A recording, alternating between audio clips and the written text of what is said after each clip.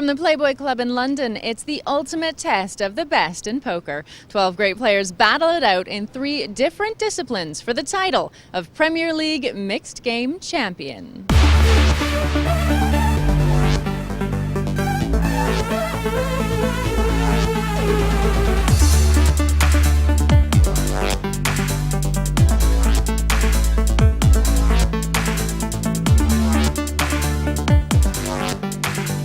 And I'll hold them all the way. No limit soldier for life. You're just owning me over there. I'm either going to look like an absolute genius or the biggest donk. You're criticizing my playing. You never won anything. How can you take it personally? It's starting. I can feel it. You know you have one thing that you're better than me? I tell the truth. You're taller. I think you're a donk. I hate him. Idiots. I just wanted to get out of here. I was like, this is like my family. Just be quiet and say, every once in a while, just say, Tony G is my hero, then you're gonna do good. Tony G is my hero. I'm a poker fan. Yeah, we know you're a poker fan. You're not a poker player. Oh, Manchester Tory. You won a tournament about 10 years ago, didn't you? Luke Schwartz, ladies and gentlemen. Oh, genius, baby. We're doing genius. Look how ugly this is. Look what I'm making do. What would Luke do? Oh, I'm not talking anymore. I've got a hand. You're just a pigeon. A pigeon. Are you laughing at me? Yes! She just doesn't let me win one hand. Have you ever let me win one? It's not even the river yet. You're already complaining. Every hand is gone. What happened? I'm still crushing it. You guys got no heart. It was the time to go. I'm not here to have fun. All I know is I'm all in with any two. Never ends, does it? They just keep trying to rob you. Feel the power. Always picking on the young guys. It's always left to pick on anymore. Did you see my cards? No. Because you've been spot on every single time. Did I get owned by Timoshenko again? How can I miss that? Sweet. Unreal. I'm making a show, bro. Welcome to a brand new format from the Party Poker Premier League, the Mixed Game Championship. The poker scene is not just all about no-limit Texas Hold'em. In fact, the World Series of Poker offers bracelets in more than 10 different variations on the game. And now the Premier League has expanded to include pot limit Omaha and Hold'em as well, as we seek to find a more complete poker player. This is how the Mixed Game Championship works. Our 12 players have been split into 2 groups. Each group will play a game in 3 different disciplines, earning points for where they finish. First up, they'll play No Limit Hold'em, then Pot Limit Omaha, and finally Pot Limit Hold'em. The top 3 players in each group after 3 games will meet in a mixed game final. Where players are tied in the league, the player with the highest finish will be ahead. Let's take a look at the scoring. The winner of each game gets 8 points. The runner-up gets 6 points. Third place gets 3 points, fourth 2, fifth 1, and it's 0 points to the player who gets knocked out first. A player can double the points they receive by playing their double-up cards. They can only do this in 1 of the 3 games. Once on the final table, each point will give a player 20,000 chips. Group B are now about to take to the table, and this half of the field features a WPT Player of the Year, a Poker Hall of Famer, and some of the game's most successful young stars.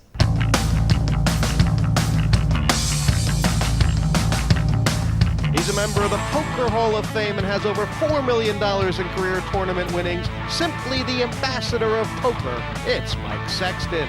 In any tournament, especially a one-table shootout like this, you just have to avoid the big mistake. And, I think I'm pretty good about avoiding big mistakes. So hopefully that trend continues here today. We'll see. One of the most prolific tournament grinders on the internet, it's UK's Ben Carpenter. I'm young, so everyone will just assume I'm a maniac anyway. He's a regular in televised cash games the world over and a former UK Open champion. It's the UK's Andrew Feldman. I'm really up for this. It's in my hometown of London, in the new Playboy Club, and I really feel as if I'm going to be the one to take the title down. He was the Bluff Player of the Year in 2010 and has over $4 million in career tournament earnings. It's Canada's Sorel Mizzi. I'm ready to go, and I'm ready to give it my best shot. This Ukrainian American is a virtual monster of the felt. He won the WPT Championship and the largest online tournament both in the same year. It's Yevgeny Timoshenko. I really like playing in the Premier League. It's a very exciting tournament, and I think this Mixed Game Championship format is very interesting, and I like the inclusion of 2 other games.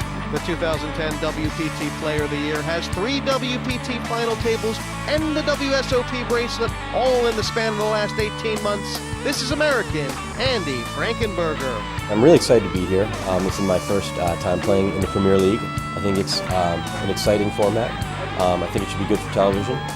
Looking forward to playing with some of these guys for the first time, and we'll see how it goes. The second half of the field is ready to kick off their mixed game championship campaign, and I can tell you that Sorrel Mitzi, Ben Carpenter, and Andrew Feldman have all decided to use their double up cards. This means they get double the points for this match. Let's talk strategy. Sorrel, why is it in the first game? Well, I gave it a lot of thought, and then I didn't really know what the right answer was. But I knew that it was between the first and the last, and because PLO is probably a little too volatile. And then I just flipped a coin, to be honest, and decided to go with the first one. Fair enough, 50-50 shot on it, so good luck. Ben, what was your thought behind this one? I agree with Seth Rogen. It's it's same thing. I just want to get off to a good start. I'm not going to use it in PLO because it's going to be a bit crapshooty. And I don't want to save it. I don't want to get abused in the final game. So yeah, just use it straight away. Was that your thinking as well? You didn't want people to know exactly how many points you had left in the final game? Yeah, I mean, obviously these kind of point structures are very tactical, and like Ben says, a lot of these sharks at the table will use it to their advantage. And yeah, it's always good to get off to a good start. I played a lot of these no limit hold'em TV structures. I feel it's my strongest game out of the 3, so you got to put double points where you feel your strongest game is. So. Okay. Well, good luck to all the sharks at the table. It's the B-roll, Group B of the Premier League Poker Mixed Game Championship. 3 of these 6 going to go through to the final table. New possibilities for everyone. Your prediction, Luke, on the 3 to go through? Probably Timoshenko's the favorite. Carpenter, Feldman, and Sorrel. I would say it's between those 3 is the other 2. Seat 1 raised 5,000. Seat 2. Instant. Quick call from Frankenberger behind. First time he's put chips in the pot. Seat 4 pass. Seat 5 pass. Frankenberger, I don't know if he's played many. I certainly never played a TV sit and go over here in Europe, but WPT champion, three WPT final tables and a WSOP bracelet in the span of 18 months. Fairly impressive little run.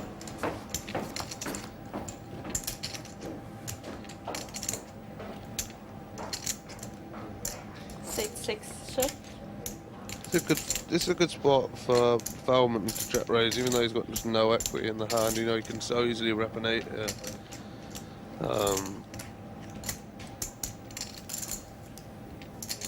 Sorrel betting into 2, maybe his range is slightly thinner, but Seat 2 call. And now Feldman will just fold. But I mean, with the fact that Frankenberger called, does it make it a better spot for him to raise, or actually does it look like someone's going to have a jack at this stage? Well, even if they got a jack, they have to fold it. They're going to have to be folding it, really. So it was a good spot for Feldman to raise there. I don't even like the call on the flop from Frankenberger. It's like,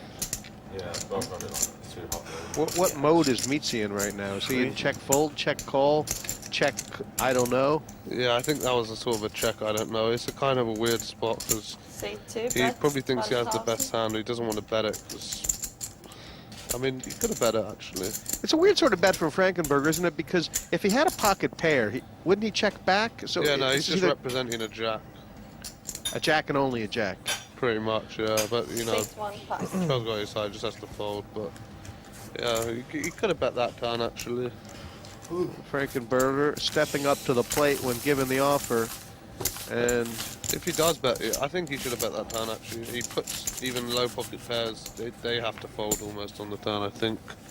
So it's like you only really get called by a jack, so it's quite a safe barrel. We'll be back with more action from the Playboy Club London as the Party Poker Premier League Mixed Game Championship continues after the break.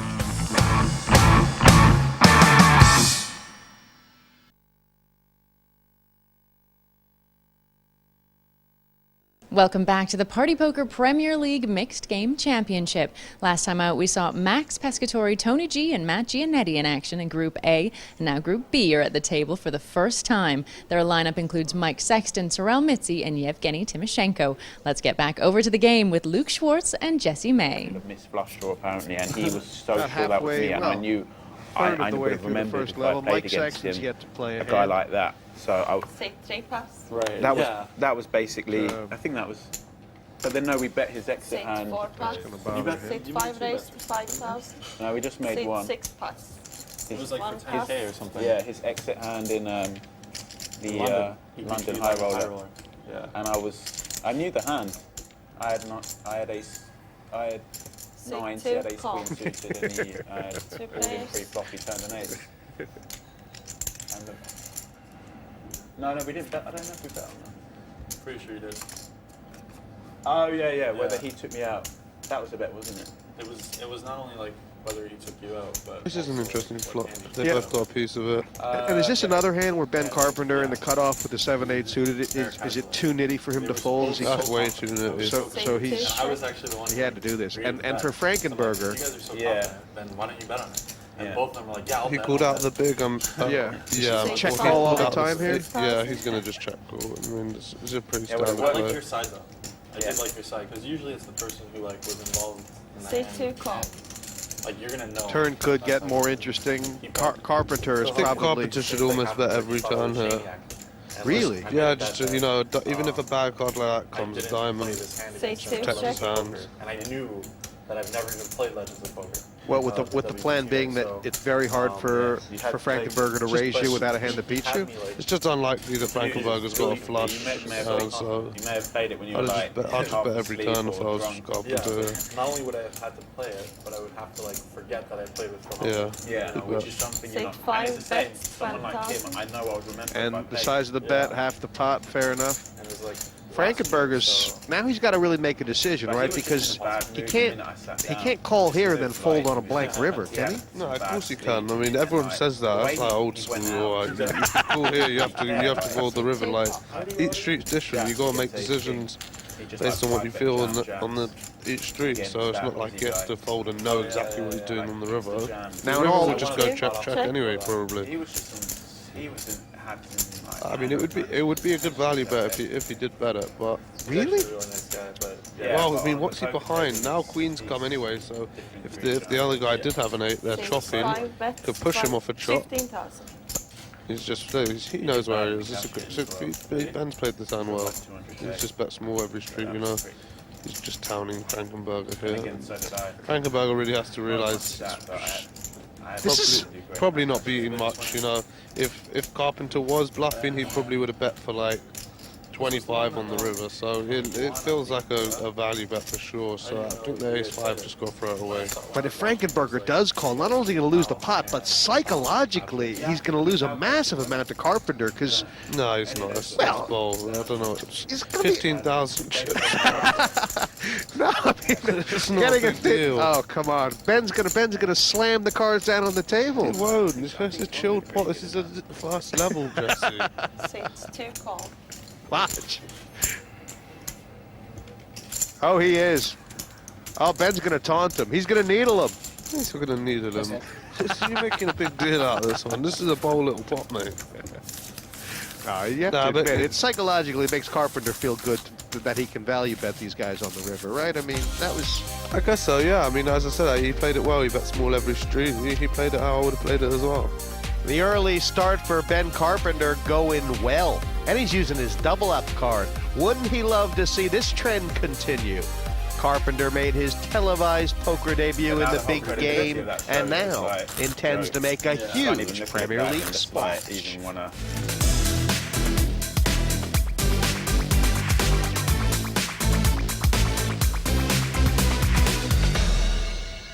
I find poker really easy. Like, I've been playing for so long that everything comes naturally. I never feel uncomfortable playing against whoever I'm playing against, and I just got to prove that to other people. I actually think I'm probably the best, if not top 3 player here. I might not have that much live experience, but hand for hand, I'm probably the most experienced player, as I play 30, 40 tables online all day, every day. So I think I feel like I've got an edge, even against good players. Big hands are like the most interesting ones. We're on there anyway. We don't need to. I'm not gonna like. All we need to do 10 is hands go played, in. and great start for Ben Carpenter. Timoshenko's basically what he thought he's played as well. But I thought these were just, they had it chipped. No, because they're commenting on it. No, these are like, these cards are like magnetic. They can read it. There's a magnetic sensor. Don't like this from Frankenberg, you know, raising under the gun +1 ace rag off suit. That would be in the muck for me. It's just there's very little upside here for you. Or? Yeah, you know, if you do get called, you got bad reverse implied odds. You get free bet a decent amount. It's about ace 4 suited is okay to raise that. Ace 4 off, I wouldn't do it. Seat 5 raise. And then when you do get 3 bet and you've got a hand like this, you're like, oh, why did I raise? If you had like 10-9 suited or something, you got 3 bet. He wouldn't feel as bad, but when you get 3 bet and you got the ace rag, you feel owned until. And this is odd. I mean, Frankenberger obviously. This is just bad. Well, he's making the call because he's in position. But the way I look today, does he have to now like basically It's float? just bad. I mean, look, he's gonna be a big pot. I mean, he's gonna find it hard to fold. You know, he's got a gut shot as well. One Ben to bet. How much did he bet there? 5. I think he's bet about. Is it 15? You gonna kiss me? Okay, thank you. 12. 12. I would have liked a bigger bet here. Actually, you know, you just got such a nutted hand. You'll get the pot big. And now that Frankenberger's called, what should Ben be thinking? I mean, it's I mean, he's unlikely just to be an going ace, right? All Carpenter's thinking is no 3, no 4, and no 5, really. And of course, it's the worst card in the deck for him. And he's going to check it. He's going to be forced to call 1 street, and it's going to be in a tough river spot. I know he's not going to fold now. I mean, that's Frankenberger just. I mean, he's lucky actually, Carpenter. If he had bet more on the flop, this would have been a way tougher spot. But as it is, there's only 50 in the middle. I mean, that is a lot, but there could have been 80 in the middle by now. Right, and Ben Carpenter could have to start playing for his whole stack at this stage. Yeah, and now, you know, 15,000. 15,000. He's never going to be folding for 15,000. It's a bad bet from Frankenberger here. It's a bit too. Both bets. The flop bet wasn't big enough for me from Ben. Frankenberger has to bet more because if he was bluffing, he would be betting more. So it just isn't automatic where you're betting at least half the pot there, right? Yeah, I mean, you bet like a third of the pot or a quarter of the pot. I mean, you just don't do that. Especially not like nutted hand. The guy could have ace king, the guy could have ace queen. You want to get a lot of value from your hand. You just hit your miracle card. And I think Carpenter will have to fold this river. I mean, 2 bets, 25,000. Flusher's got there, ace jack's got there. He's only bet 25k. I mean, there's very unlikely that Carpenter does. I mean, Frankenberger does have a flush, but at the same time, Carpenter at the moment doesn't really beat anything. This jack river should save Carpenter, I think. Seat 5 call. I mean, it's an unlucky run out for him, really. I mean, he was going to get a lot of money out of him on bricks because I don't think Frankenberger would have folded. Revenge is a dish best served cold, and believe me, Frankenberger's enjoyed showing those. I mean, I think that he got very lucky in that hand. He should not have been calling the 3-bet with ace 4 off. And the turn? Yeah, not the worst turn. A little smile from Frankenberger. He now takes the chip lead. Yeah, but and Ben Carpenter does the word pigeon, is that what's going through his mind right now? No, I don't think so. Yeah, I mean, he's thinking at Frankenberger, what the hell are you doing calling my 3-bet with ace 4? You pigeon? Maybe, possibly you pigeon, yeah. That just on the TV, I'm just not he's sick to death about that. It's kind of important that you're complimentary about Ben Carpenter's game. He models himself. It would obviously put me in a if I did see your hand, it's going to put me in a. If I did have a hand, it's put me in a tough spot. I think you call him half. I'm just saying I did see your hand, and that's your. And I think this game is kind of broken into two sides. Sorrell, Ben Carpenter are really going, oh, Sorrell's got something here. Yeah, sure. And Seat 4 call. Timoshenko thinking briefly about the squeeze. would it have been a good spot? No, I don't think he was ever thinking about the squeeze, but... Now Luke would call me a pigeon if I folded this. So I'm not sure. I'm not folding this hand. Yeah, he's right. He would be a pigeon if he was to fold 3K more four-way and just blind at 10-9. Yeah, correct. A four-way pot here. And Mitzi, pretty happy actually. No, I mean you don't want 4 quarters anyway. It's going to really get into trouble. That's for sure. This it should get back from Mizzy here. Because what's he going to do? You can't really just check call here with the ace-king, so you just got to bet your equity here. 1, bet 16,000. Mitzi's problem is that the difference between having the king of clubs right now and the ace of clubs There is a big huge. difference, Right. but at the same time, and you just have to bet it. You know, if you had something like, C2. yeah, I mean, even if you had 10s with the 10 of clubs, you'd be betting that as well. You just have to bet this hand. And he bet it quite large. I mean, he bet about 2/3 of the pot, and 2 players. it's just It's an interesting spot. If the club doesn't come, it's going to be whoever has the aggression wins. And that's a great barreling card, this one. I mean, I shouldn't be giving all my tricks to the audience, but whenever it pairs the bottom card, especially a completely blank card, which no one would ever have, like a deuce, this is just so good to just rep it. You can rep everything. You can rep an overpair, a flush, a full house. It's just the easiest bet in the world. What about the dynamics of the fact that the last time these two were in It just doesn't matter. It's just like, I would bet him my entire range when it pairs the 2. C2 plus. And look, you know, Frankenberger just has to give him credit for a hand. Maybe. Well, feeling okay, getting his mojo back a little bit.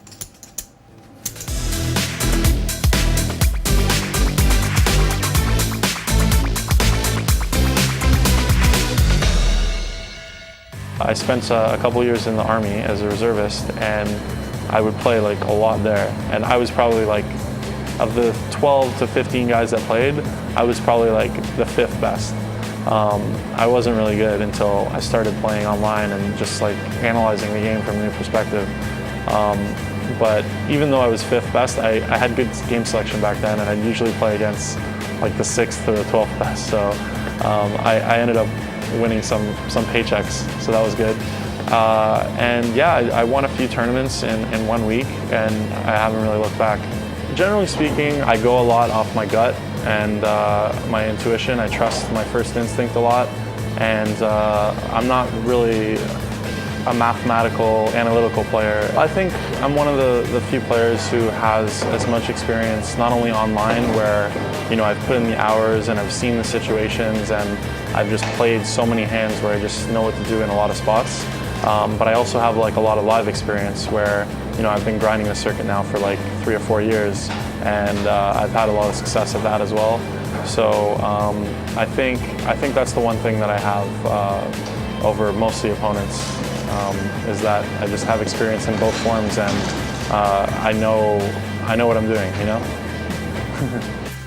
Mitzi now taking the temporary lead. A little bit of a seesaw going on here. Mitzi, Frankenberger, and Carpenter have occupied top spot. Currently it's C3 Sorrell. raise to 5,000. C4 and 5, 6 pass. C1 pass. Sexton with the raise. Thunderous. C2 call. I'm beginning to think Frankenberger just can't help 2 himself. players. I mean, the 9 deuce. The 9 deuce. The Montana banana. They've got some funny names for it for a word, Luke. For a reason. It's horrible. Even now. Sexton's led at this, and Frankenberger hasn't snapped muck. He's got the Gus Hansen in him a little bit, doesn't he? Always thinking. Always looking like he's going to find a way to try and do something. But no, not really. Not really. Wow, this is just C2 raise. beyond me. Well, obviously, Frankenberger, a man with a plan, C3 Luke, pass. sort of decided that he was going to basically check raise all flops that didn't look like Mike, and that's what he's done, and it's worked out. Yeah, He's lively, isn't he? Regardless, it was a bad play. We'll be back with more from the Playboy Club in London as the Party Poker Premier League Mixed Game Championships continues after the break.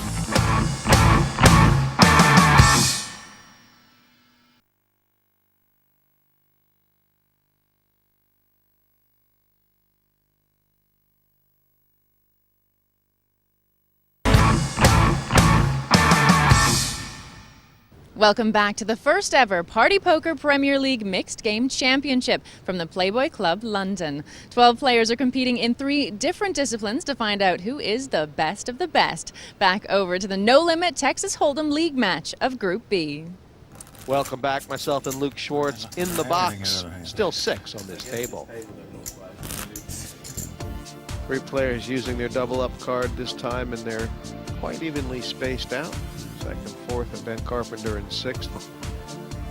It's really no fault of his own, Ben Carpenter. He's played quite well, hasn't he? They're all playing decent. I mean, Frankenberg is coming first. I don't like how he's played, but you know, maybe this is just how he plays early on when everyone's deep. He just likes to get involved with whatever and just see flops and stuff. It's not the worst play. Lines 2 and 4,000. There is this psychological thing, isn't there, about not wanting to go out first, but the truth is really any of the bottom 4 spots are punishing. And it works really well. Like the dealer puts in as soon as like the players are really being convinced to play. Oh yeah? What, in Australia? Go figure, that's why you like it so much. There's this great It's stuff. usually You never really know. like a lot better for the online guys because they're so used to making Four raised to 10,000.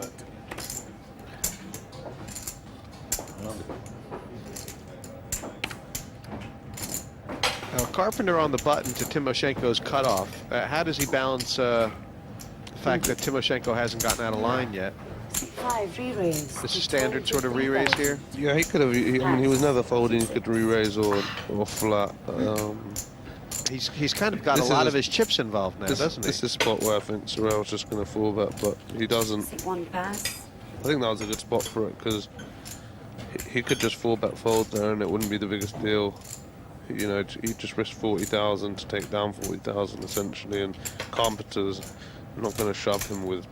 You know, Carpenter could even fold ace queen there in that spot. So I would have liked to see Sorrell fall back there, but. And it's not about physical tells here. It's just betting patterns. You know, he knows that Carpenter's going to be light here a lot of the time on the button, re-raising Timoshenko's cut-off raise. So he's just going to put it back in his eye sometimes, and there he's done it. Don't you also think there's a sort of a psychological thing where it's important for Timoshenko to do this the first time that it happens? These guys are going to be playing together 3 heats straight. Don't you have to kind of get off on the right foot in these battles? You know, I don't think it's that important really, because these 4 bets and stuff, it's early stages, you know. I really should jam there. Yeah, he wants to jam it. He knows it's really tough to do it. Nah, he has nothing. And Ben Carpenter meeting Evgeny Timoshenko. He says he had nothing. He knew he had nothing, but you know, it's just too hard. I'm not to sure put enough your on the bagel. I'm not sure enough to shove, obviously. I bet you had a big hand. Me? No, yeah. Look at Feldman always gets big hands. Ben had a big hand? No, you had a big hand. You had a big hand. You had a huge hand. He had If I wanted aces to bet, he fold. didn't. I'd have moved all in. He is though, Andrew, is one of the best No, at getting people to tell him what he had, because he just I'm sure he had a never big gives hand. up.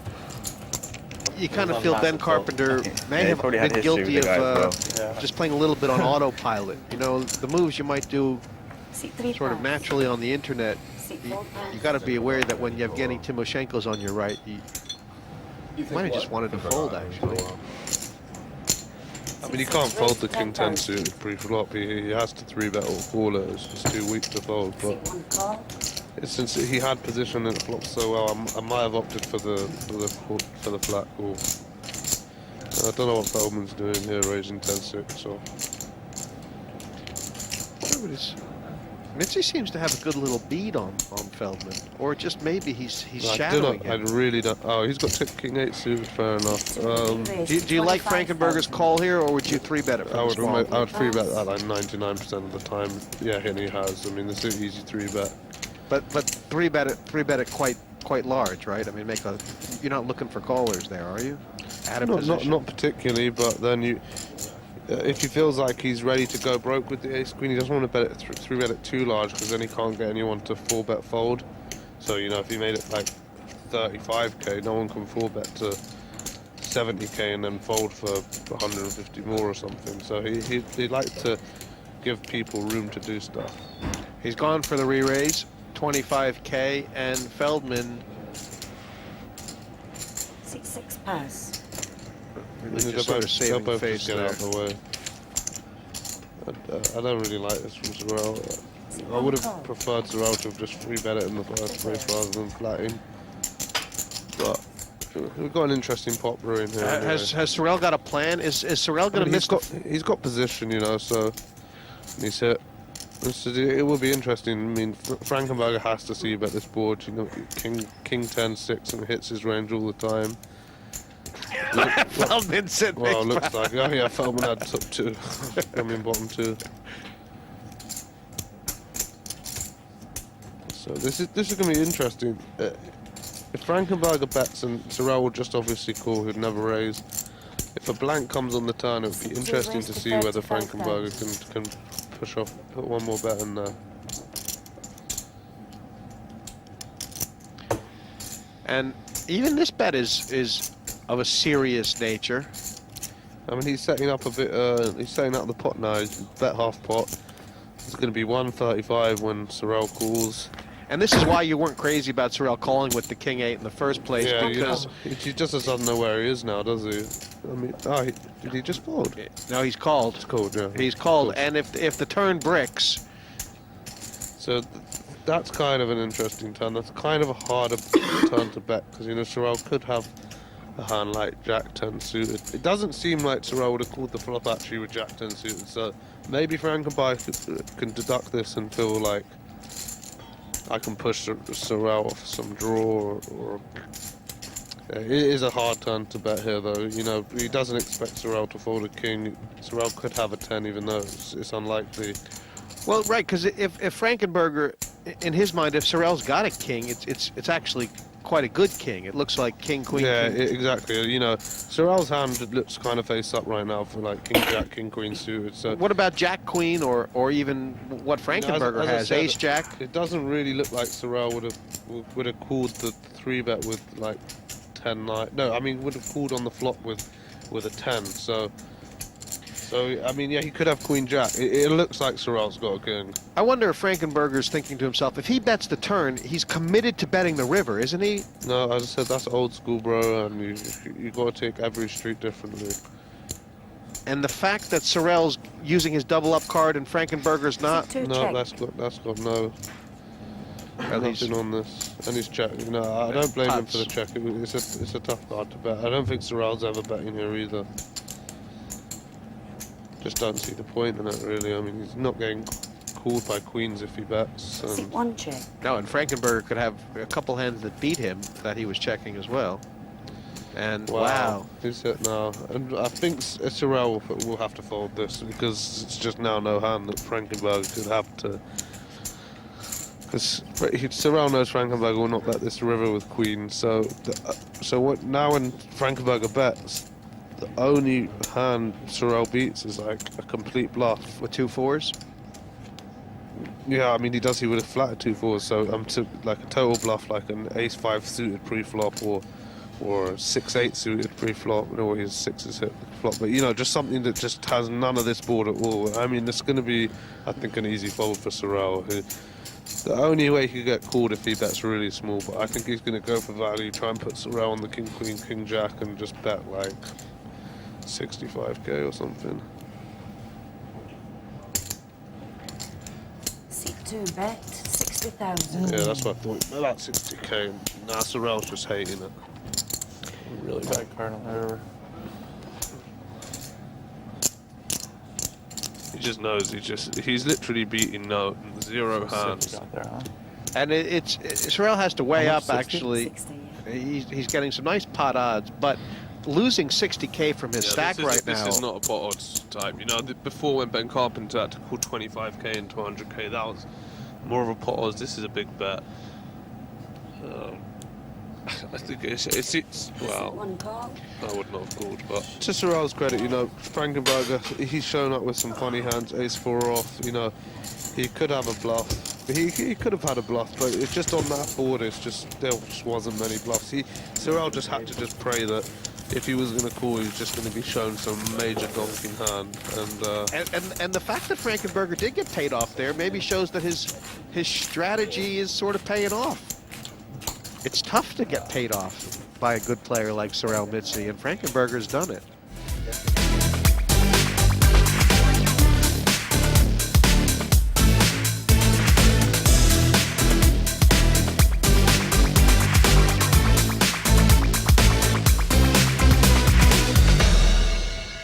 Before I played poker professionally, I was an equity derivatives trader on Wall Street for 14 years.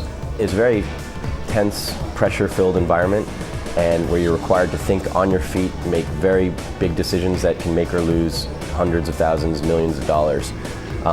It's very tense. It's a very competitive, very aggressive, confrontational environment. So it's prepared me really well for poker. Eventually, I walked away from my career. I was fortunate to be in a financial position where I could leave my career. And I just, for the next 9 months, I just traveled around and I took up some new hobbies and really did some soul searching and figured out what I wanted to do next. I decided to go out to California. I have some friends and family out there. I decided to go visit them and play at the Legends of Poker. And I figured, you know, I'll play for a couple days, hang out with my friends and family, and who would have thought that I would win that WPT tournament? I ended up making another final table, Festal Lago, and making another deep run at the 5 Diamonds. So it was a really wildly successful year for me. And you know, I'm still scratching my head when I look back and think about it all. Being WPT Player of the Year was probably my single greatest accomplishment because it shows you didn't just have success in one tournament, but it was throughout the whole year. And then after I won Player of the Year, I won a bracelet this past summer. So I really feel like I made the right decision to leave Wall Street. It sort of validated all those decisions, and you know, really excited to be here playing poker professionally. You know, a lot of people have a tough time figuring me out because I'm not a young internet guy and I'm not an old, experienced poker player. And I think one of the things that I have going for me is that my game is still evolving, and I'm fairly new to it. I've only played professionally, this is my 2nd year now. And so people who think they've figured me out have got another one coming to them because I still haven't figured myself out.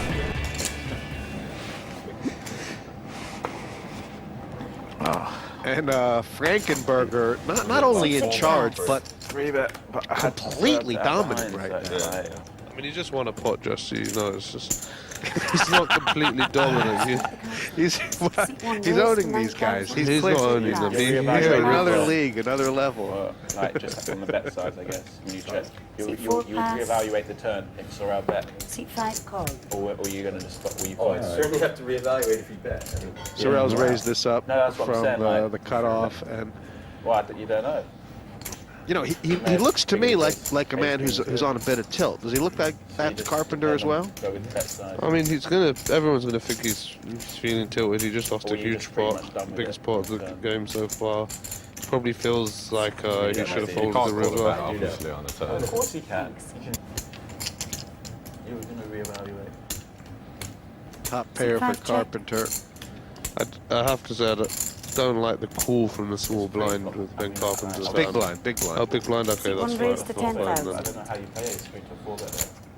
Probably kill. Neither of these guys has the stack, Luke, to be playing a big pot without a big hand. I listed the hands where if I get, here's what I would do. I didn't get it. Can you send it to me now? I mean, there's a lot of good turn cards for Mizzy here. You know, any high card that gives him a. It's hard to barrel this card though, because Carpenter could have hit that turn. He could have 2 pair or straight easily now. Yeah, he just has to pray for a 7 king or 10. Exactly. He could make a fake blind. Wow, he's hit it. Carpenter's not getting many favors tonight. The sick thing is Carpenter could just bet there. And if I was Sorrell, I'd probably bet something smallish, like 22k or 18k.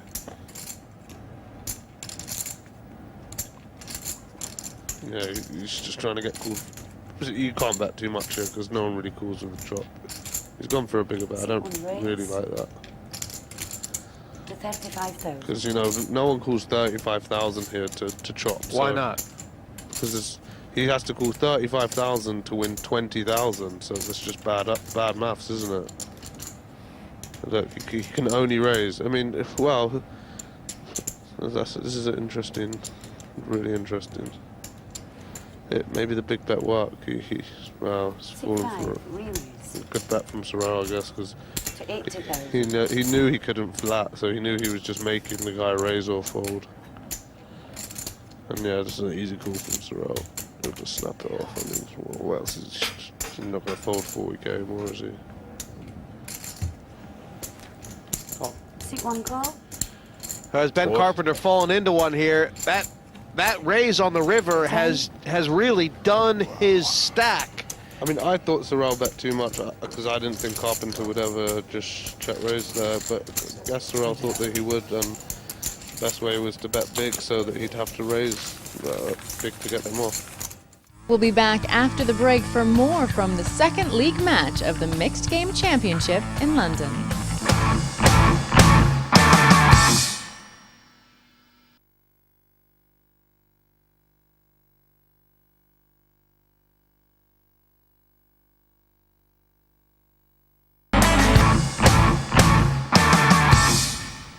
Welcome back to the first Party Poker Premier League Mixed Game Championship.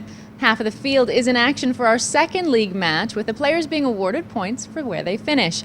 It's 8 points for the win, 6 for the runner-up, and then 3, 2, 1, and 0 for the first player knocked out. At the end of the season, it'll be the top 3 in each group who goes through to the final table. Now let's get back to the action. This game has developed. Ben Carpenter early on the short stack, Frankenberger on top. Did you win that one? Yeah. And Sexton just sitting patiently, waiting for a couple guys to bust themselves out. Easy to say about one thing, it was a bad river. Yes. Another 2 there. You got it. Players were talking before, Luke, about what is the over/under for how many points it'll take to make the top 3. And you're right. I think you're going to need like 14 points, I would say. Get it? Seat 5 Well, raised to 10,000. What's third prize? What's that? 4 points. No, 3 points for 3 points for third. So, and with double points, you can need 12 points basically. That's what Timoshenko said. And how much trouble is Feldman going to be here if he 3-bets it? I mean, it's a cooler kind of for Feldman with the situation, isn't it? Carpenter's been active. He's short stacked. He's a little desperate. Feldman could fold the re-raise. I mean, yeah, it's a tough spot for Feldman. I think he kind of felt like he had to 3-bet him. And isn't Carpenter capable of? Doesn't he look like he's capable of having an underpair here sometimes? I mean, can you really give this up if you're Feldman? I don't. I mean, how much more is it going to be? Well, it's 10. Feldman made it quite small, 23. So I mean, I think Carpenter's best play is just to 40. I don't know if I like that. What else is Yeah, it has to be double the amount. Yeah, I guess he's too big for a jam. Oh, sorry, I thought you raised to 20, 22. You could put 46. raise, min raise, 5 raised to min 46. re-raise. Well, now Feldman knows he's got no fold equity if he jams, you know. He's got 100k behind. Just whether Feldman thinks. Right? I think 46. Feldman's going to fold. I think it is a fold. Think about it. I mean, Carpenter is definitely going to call the re-raise all in. He's put 50k and he's got 100k back.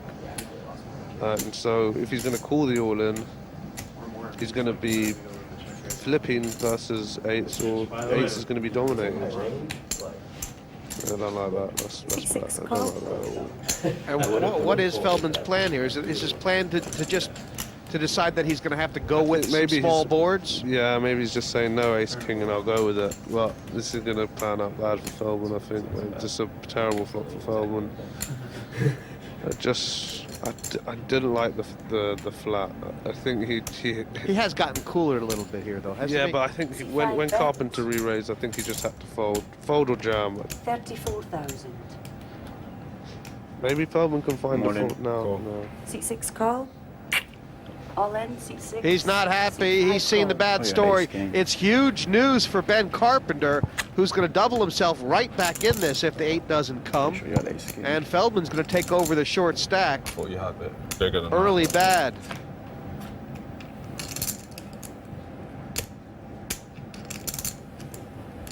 Where's their karma in the 8s?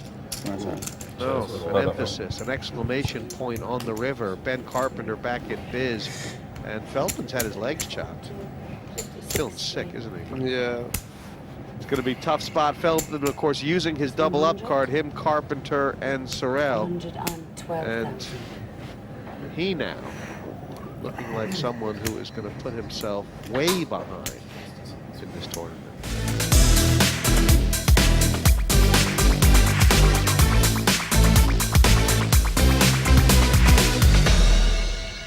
I would definitely call myself Marmite. Like, you either love me or you hate me. When people get to know me deep down, most people don't have a bad word to say.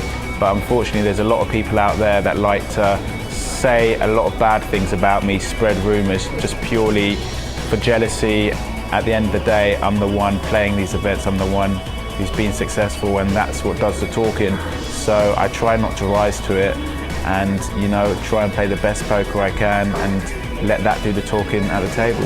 I feel like the biggest quality which may give me the edge over my opponents is the fact I played a lot of these TV formats before. The first ever one I played, which was thanks to Tony G getting me an invite, I happened to win the UK Open back in 2007. I've got a lot of experience in these formats. I know how to play stacks very well, and I feel my TV tournament record is pretty strong. And I feel like that should definitely give me an advantage. For sure, it'd be very nice to win another major title to give me some recognition and let the poker world know that I'm not just a player that plays against weak players online. I can take on the best. I have taken on the best before in big cash games, and I've been successful in most of them. So I know on my day I'm one of the top poker players in the world, and winning a title should certainly justify that. I'm really only the rest of the team different pace to this match than Bay's no limit hold'em. And if he has aces, I've got 20%. Players are more cautious here. Perhaps the cold reality of the bagel possibility has hit them hard. Remember, they'll all be playing both pot limit Omaha and pot limit hold'em in later heats, and it's the top 3 from these 6 that are going to go through to the final table. Players who are using their double up card have to be extra special careful. I bet on me. I could be wrong, but I bet on me. I wish we could just come up with a way to find out the answer. Section with the king queen, and for Timoshenko, I mean, is this? It's a 3-bet spot, I think. And is it clear? I would 3-bet it. I don't know what he's going to do. He's cool. I guess he feels like he's got an edge on him post-flop. He doesn't mind playing out of position. And a great spot here for Carpenter. This can look like a squeeze so much. Well, it does. In fact, I mean, 29,000. But I think it almost looks like Timoshenko might have done this with this intention. Like, Timoshenko's not above getting sucked in here for an induced squeeze to reshove. Oh, of course he's never doing that, Jesse. That's crazy. It is. He's doing that with ace-10 suited. He's just kind of flop mining versus Sexton and thinks he can outplay him on the flop. Mike's got to think about this. I mean, wow. How much you playing, Mike? That's why I was like so confused. Wow, Sexton's made this a 4-bet. What do you think about that play? It's not bad. I mean, he's going to get a lot of credit for it most of the time. Unfortunately, he's run into a big hand. And Carpenter has to fold a lot of hands here, right? Yeah, like even if Carpenter had ace-queen or pocket 9 or something, that's a big hand. But he'd be put in a tough spot when he's got those hands. Of course, Carpenter's almost top of the range with his ace-king.